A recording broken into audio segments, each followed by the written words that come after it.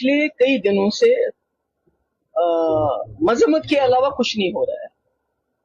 मतलब कि महराज मलिक के ऊपर पीएसए लगा, उसको जेल में डाल दिया गया और हमारे वजीर आला उनके वालिद से मिलके ये कहते हैं कि मैं उनको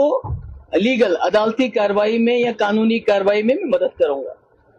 तो मेरे ख्याल में महराजुद्दीन साहब जो हैं वो एमएलए हैं, उनके पास इतनी सकत है कि वो लीगल एड कर ले सकते हैं उनके वालिद, क्योंकि अगर उनको लीगल एड की जरूरत होती तो वकील के पास जाएंगे,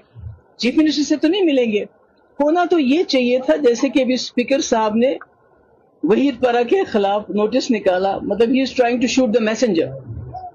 उनको इसका नोटिस लेना चाहिए था, उमर साहब को नोटिस लेना चाहिए था इस वाकये का। स्पीकर साहब को इसका कॉग्निजेंस लेके अर्जेंट असेंबली सेशन बुलाना चाहिए था, जहां पर इस मुद्दे पे डिस्कशन होता, जहां पर ये बात होती कि ये कैसे हो सकता है एक सिटिंग एमएलए के खिलाफ सिर्फ उसके ऊपर एलिगेशन है उसने बदकलामी की, उसके खिलाफ आपने उसको पीएसए लगाया, जेल में डाल दिया। एक असेंबली सेशन कॉल किया जाना चाहिए जिसमें डिस्कशन होना चाहिए था, जिसमें रेजोल्यूशन पास होना चाहिए था, जो दिल्ली भेजा जाना चाहिए था होम मिनिस्टर को कि ये बर्दाश्त नहीं होगा। उससे क्या होता, जो महराज मलिक बंद है उसको रिहा करने के लिए प्रेशर पड़ जाता और आगे के लिए मरकजी सरकार 100 बार सोचती कि किसी भी ऑनरेबल एमएलए के खिलाफ पीएसए इन्वोक करने से पहले वो 100 मरतबा सोचती, पर ऐसा कुछ नहीं हुआ। वो उमर साहब के पास ये राय एक उम्मीद लेके गए थे कि आपके पास 50 एमएलए हैं, 3 मेंबर पार्लियामेंट है, आप सेशन बुलाइए, गवर्नमेंट ऑफ इंडिया पे जोर डालिए कि ये जाति जम्मू कश्मीर के लोग, उनके इलेक्टेड रिप्रेजेंटेटिव्स, उनका चीफ मिनिस्टर बर्दाश्त करने के लिए तैयार नहीं, पर उल्टा वो वहीद परा को जिसने ये मुद्दा उठाया उसी के खिलाफ नोटिस निकालते हैं। तो मैं समझती हूँ ये ज्यादती है, अभी भी वक्त है। मेरी स्पीकर साहब से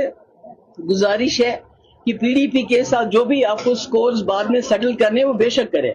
नोटिस भेजना है वो करें, मगर उसके साथ साथ असेंबली का सेशन बुलाइए,